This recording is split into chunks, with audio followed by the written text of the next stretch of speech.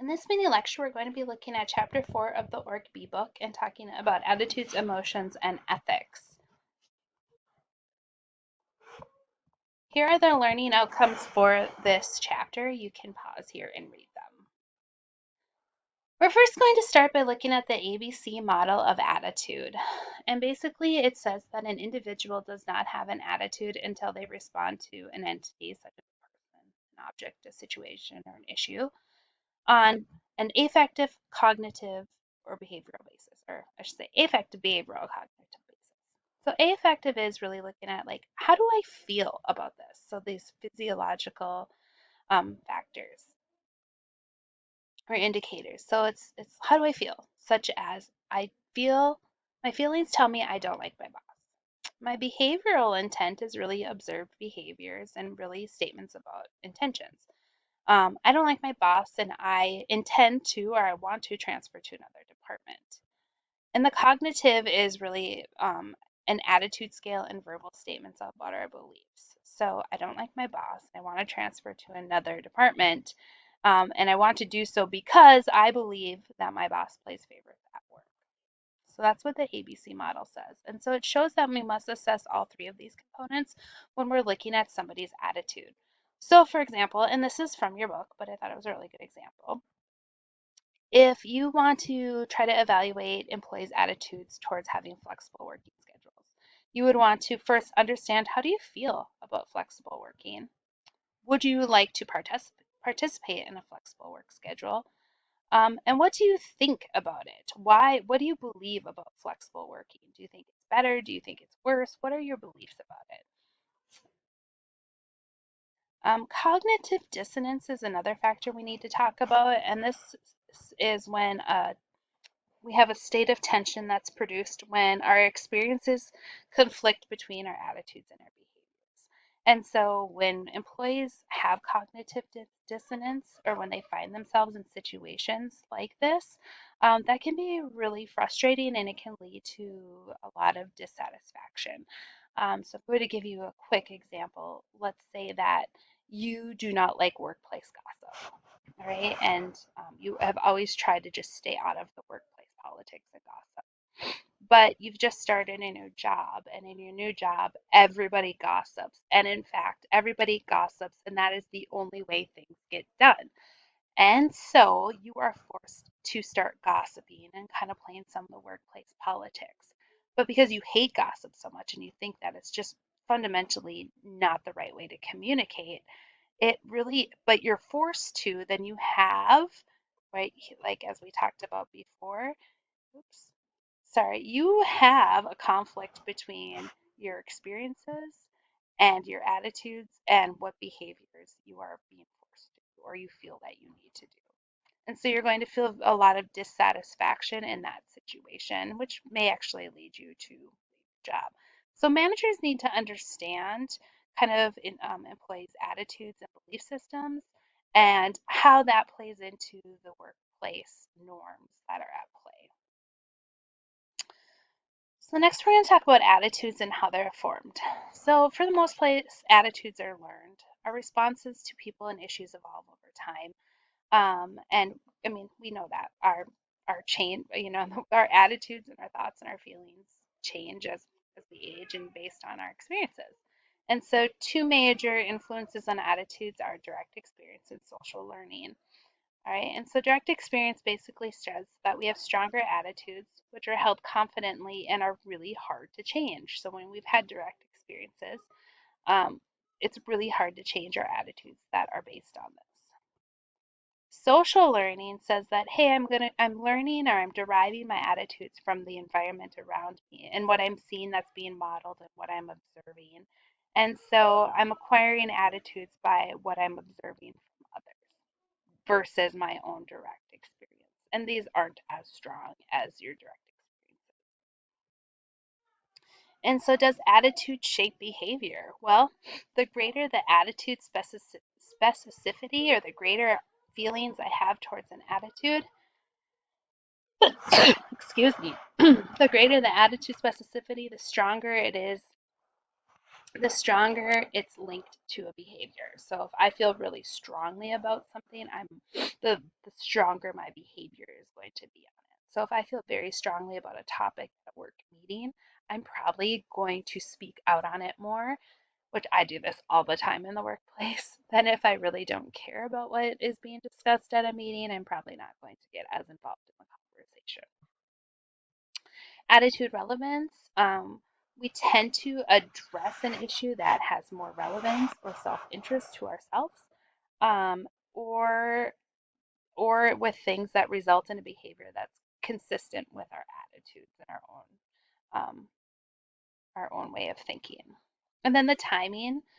So the shorter the time between an attitude measurement and an observed behavior, the stronger the relationship. So if somebody has an outburst during a work meeting, and you talk to them shortly after about it, they're going to have a much stronger response when they're talking to you versus if you waited a week to talk to that person about that, they probably aren't going to be, their behavior is going to kind of calm down a little bit, most likely.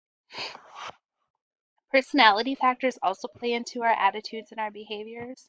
Obviously, we all have different personalities, and there's personality tests we can take to talk about how we act in a workplace. And then social constraints. So, what do the workplace norms or what do our social norms say is acceptable about our attitudes and our behaviors? And so that's going to have an impact on how we behave as well. So, we also should talk about job satisfaction and commitment. Job satisfaction is important because if people are not satisfied in their jobs, it can lead to really unpleasant outcomes. We also want to have job satisfaction because we want to retain or keep our workers, because hiring new workers is very expensive. And truly, people are a valuable resource within a company. So, job satisfaction is a pleasurable or positive emotional state based on that results from our experiences or our appraisals or our thoughts about a job. And so contributing factors lead to how challenging is the work, what is the reward systems, what are the pay scales, are there opportunities for advancement, do I get along with my supervisor, are they competent, do I have supportive coworkers? Um, Next, we're going to talk about organizational citizenship and workplace deviance. So organizational citizenship behavior is basically when you have a satisfied worker and they're going above and beyond the call of duty.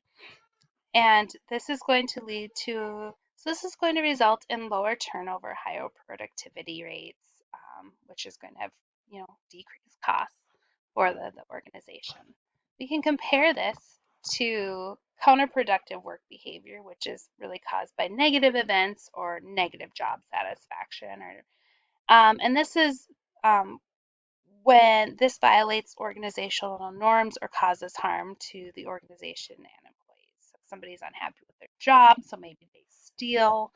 Um, and really, the way to tackle this CWB is to encourage positive attitudes within the workplace, which can really mean that you have to change behaviors as well.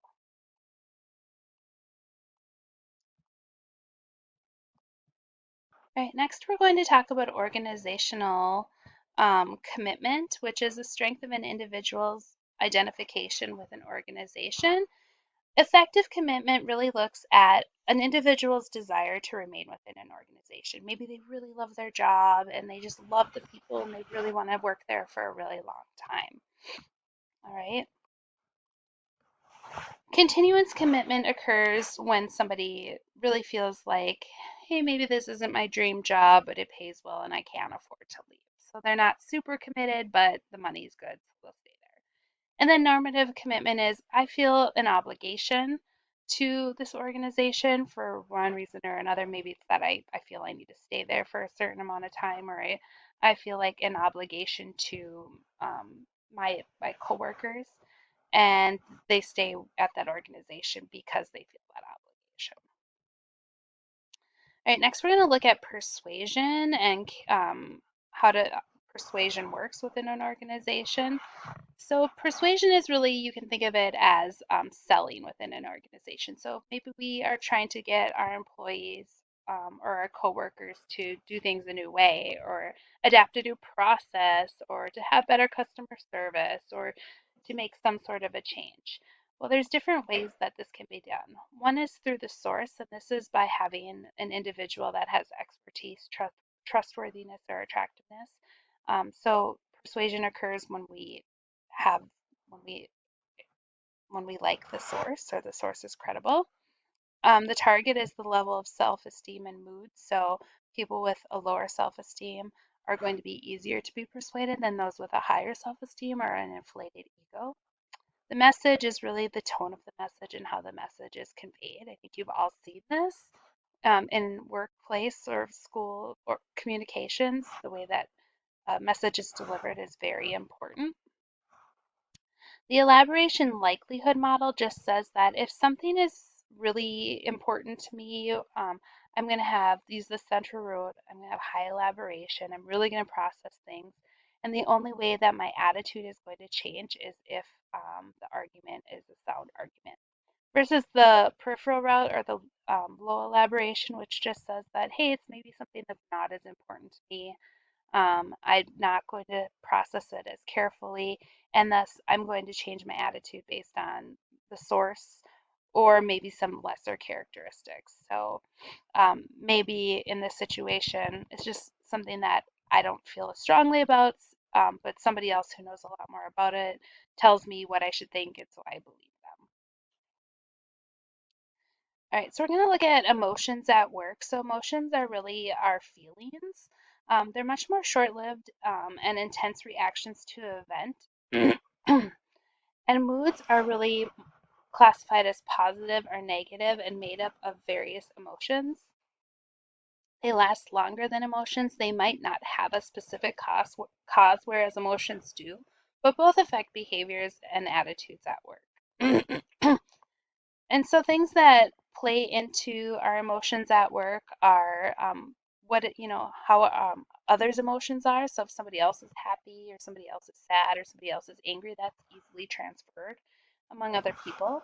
Our ability to recognize our own emotions, um, and then emotional labors and the work that employees do to control their feelings and expression of emotions in the workplace. So we definitely try to leave some of our emotions at home so that they don't come out in the workplace. I'm not saying that's right or wrong, but it's what people do. The last little bit looks at ethics within the organization. Oops. And so um, ethical behavior within an organization really is rooted in our own belief systems. And it can also be modeled within the workplace. So, factors that affect ethical behavior are our own individual influences, our own values, our own locus of control, our own morals, and then also organizational influences such as a code of conduct, ethics committees, training programs, the culture, rewards and punishments. And that's all going to add to how ethical a firm is or people within a firm are. So that is your mini lecture for chapter 4. Please contact me with questions. Thanks.